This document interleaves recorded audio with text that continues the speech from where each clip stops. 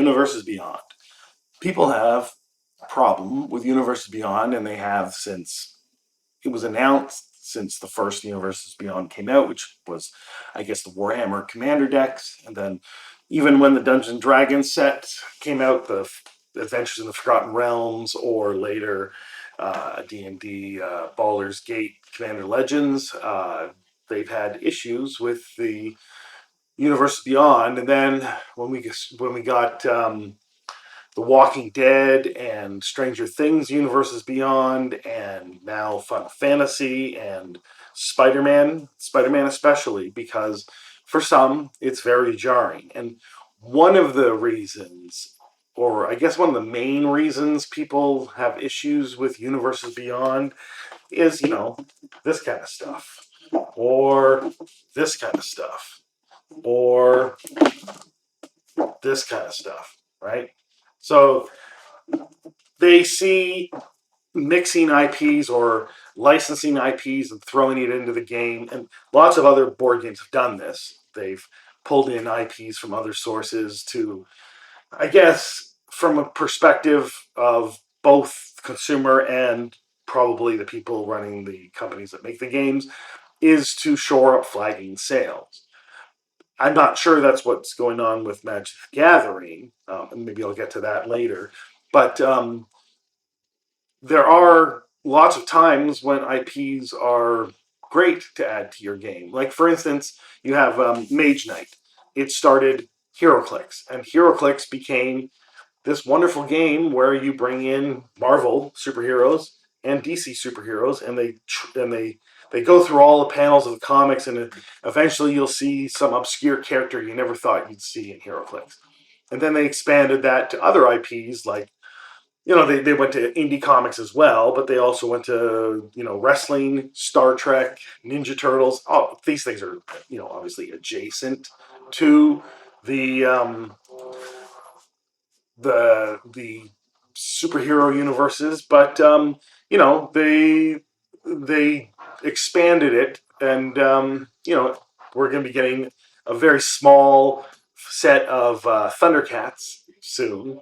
But the main things that drive HeroClix are Marvel and DC, and this is a successful attempt, I think, at bringing in IPs into a game that's already established, i.e. Mage Knight, and improving upon it and making it even better, because I think that HeroClix is an improvement on Mage Knight. Now, obviously, when people see, Grey's Anatomy Monopoly or Dragon Ball Z Monopoly, they kind of cringe a little, and that's mostly because it's Monopoly.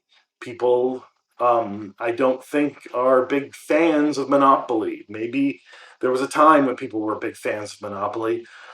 I mean, even I would say that might have been the 50s, but I mean, even in the 80s when I was a kid, everyone's family at some point played Monopoly. A few times a year, not often. And then there were other games like the Game of Life or Connect Four or Battleship or whatever. And back then, the variety of games, there was some variety, but they weren't they weren't innovative. They weren't immersive. They weren't thematic. They don't have what today's modern games have. And so to look at Monopoly and its combination of IPs and then extrapolate that into Magic the Gathering, I think, is an error, because it's already, I guess, a problem all on its own. Monopoly is. Whereas Magic the Gathering is the innovation on lots of different game theory. And so I think that we can't judge Universes Beyond on what other board games have done with bringing in IPs, even with HeroClix that has successfully done it, even if HeroClix is in a bit of a lull right now. But it was successful for a long time with those IPs. My main issue, and I think that this is the more valid argument for, or I guess against, Universes Beyond, is that, I guess technically the first Universe Beyond, Arabian Nights, and probably Portal Three Kingdoms. They've taken stories that take place on our world, and they added them as sets in Magic the Gathering. Now, Arabian Nights, highly successful. Portal Through Kingdoms, not successful at first. Took many years, over a decade, for it to be considered a success. But the main issue that I have with it, that I don't necessarily have with Arabian Nights, because I don't think I've ever owned an Arabian Nights card, um, and because I read, I guess I got halfway through Arabian Nights, and it became repetitive for me, and I didn't finish it. Maybe one day I will. So I'm not emotionally connected to Arabian Nights, but I am emotionally connected to Three Kingdoms. And when I got Portal Three Kingdoms cards in it was late 90s, 97, 98, or maybe it was 96. I can't remember exactly. Whenever it came out, there was a Chinese family in a city nearby that obviously brought in this English product from China, and we were able to buy a box for $50. And we split up the box. And when after playing it, I mean, I enjoyed playing with it. We realized none of our friends would play against us because they would be able to block our horsemanship characters, so we never used those cards again. But when I went back and looked at the cards, what prompted me to really put them in a box and forget I even had them until the 2010s was that the cards don't do what they do in Romance of Three Kingdoms, meaning the Imperial Seal lets you tutor for somebody, but that's not what the Imperial Seal does in the book. The Imperial Seal gives legitimacy to someone, or increases that person's legitimacy or their claim to government leadership. Right, that's what the Imperial Seal does.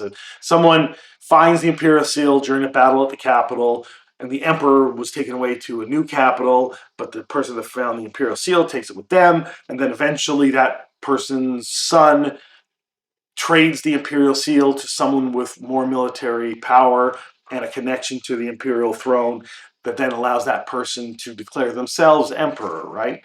And that does not sound like tutoring for something. And then the characters themselves, they don't really do what they don't make me think of the characters.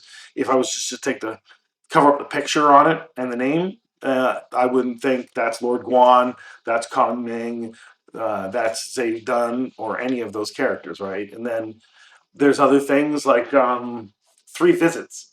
What, you bring a forest card into play? That's not what the Three Visits were. The Three Visits was a tutor.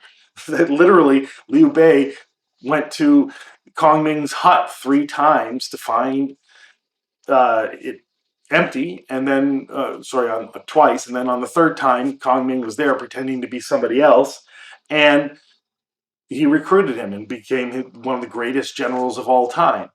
That is tutoring. I don't know why Three Visits isn't a tutor card, but for some reason, I understand Imperial Recruiter, that one makes sense. But somehow the Imperial Seal is a tutor card, doesn't make any sense, right? So then we look at these universes beyond, and if you're not a fan of, or you're not deeply a fan of a thing, whether it's Fallout or Doctor Who or Spider-Man or any of the other things, then you can kind of think, this does fit with whatever it was, or you don't care because you're not necessarily a fan, but you like these cards and you like the idea of that IP. But when you're a fan that's followed whatever the thing is, and then you see this card and it doesn't do what the thing in that IP does, then that kind of takes you out of it. The Doctor Who decks, I've played 3 of them so far. They evoke the feeling of Doctor Who, but they're nothing like what they're supposed to be representing. They're only sort of like what they're supposed to be representing, but they are fun. So there's that. So that's the argument that I see that is against Universes Beyond, is not that, the IPification is going to ruin the game, but that the IP itself has fans, and those fans want to engage with the thing that they're fans of, and they don't want it to be different than the things that they're fans of. It's kind of like adapting a movie from a comic book. A lot of people have issues when they put a comic book on the screen and it doesn't look like, or the characters don't act like, or the plot doesn't run like that comic that they're a fan of, right? That's similar to bringing the IP. So So Magic the Gathering has a fine line they tread across to try and fit these things into Magic, and then also evoke the thing that they're trying to represent. And for the most part, I think they've actually done a pretty good job. Portal Three Kingdoms aside, and I don't know about Arabian Nights, but once they did Warhammer, from all accounts, people felt like they were playing Warhammer Magic. And when I played Doctor Who, I felt like I was playing Magic with a flavor of Doctor Who with it. And same thing with the Fallout decks. I've tried some of the Fallout decks as well. Final Fantasy, people really love Final Fantasy, so it appears that they've done a really good job of porting Final Fantasy into Magic the Gathering, or at least people are more open to loose interpretations. I don't know which. Um, the Dungeons and Dragons to me was it's close but not quite. I like and I collect the Dungeons and Dragons cards because I have an emotional connection to those. But Drizzt Do'Urden only he seems like a magic Drizzt Do'Urden rather than the actual Forgotten Realms Drizzt Do'Urden, right? And then you have Assassin's Creed, and you got Socrates in there, and I love the fact that Socrates is a card. I don't know that this card represents what I see in Socrates, but you know, um, I like having the card. I like having Hemlock. I think it's funny to have a card named Socrates and a card named Hemlock. So that's pretty great. And actually, last night we were talking about the Play-Doh. What's it called? The secret layer for the charity thing, and I guess said Plato instead of Play-Doh, or at least that's the one of the my friends that heard me say it, and he's like, "Oh, a Plato set." I'm like, "Oh, I definitely would love a Plato set." Like, as in, take I don't know the Hellenistic era and put that into a set. Like they've done Arabian Nights, so I would assume. I mean, I guess Theros is supposed to be that, but that's more about the fantasy elements of the Hellenistic era, and I would rather have you know the actual people like Socrates and Aristotle and Alexander the Great, and that I think that would be quite cool. Mostly because again, I made previous videos where I wanted to have Bucephalus as a commander, so that's how you would get that. So hopefully, at some point, that's going to be one of the universes beyond, a Hellenistic universes beyond, or even just a Greco-Roman universes beyond. That would be pretty cool. Anyway, I'm wondering far from the point of this universe beyond about whether or not Spider-Man breaks people's immersion, and there's lots of people that are really excited about Spider-Man, really want the Spider-Man cards. I don't know how many people are excited that Spider-Man is in the game, even if they're excited about the cards themselves, and that the people that are into the Spider-Man set are collectors at that point. Like they're players of the game, but for Spider-Man, they're just collecting. And that might be the case with Final Fantasy too. So, but I don't think that necessarily bringing in the IPs is the issue. I think it's when it breaks immersion for the individual that is going to be buying these products. Not necessarily for the people that play against them. Maybe they don't like the idea of Spider-Man Flop coming out on the table, or Cloud coming out on the table, or Space Marines coming out on the table. But it's not their deck, and they can kind of overlook it if they're making a purely Magic Universes type of deck. Um, it's the breaking the immersion when you're the fan of the thing and you have the thing in your deck and it's doing magic things and not necessarily the things that the IP is known for, or that character is known for, or that object in the game is known for, or in the story, or whatever. Right? It doesn't necessarily follow the story that you love. So that's where I think that Wizards of the Coast rides a fine line, and it's not about these things. Like there could very well be a Grey's Anatomy Magic the Gathering, and they could do it better than Monopoly because at its base, Magic is better than Monopoly, right? So that's my thoughts on Universes Beyond, and I think that they're going to continue to be successful. I mean, we're going to hit a point where this bull market is going to kind of start to turn into a bear market. sometime probably in the new year. I don't know. And then Magic is going to make a choice about whether to go hard in the Universe Beyond or go back to their core, depending on how they see the market and what they read from that. And so next year, next 3 years might look wildly different than now. And, there may be more Universe Beyond, there may be less Universe Beyond. Anyway, let me know what you think in the comments below.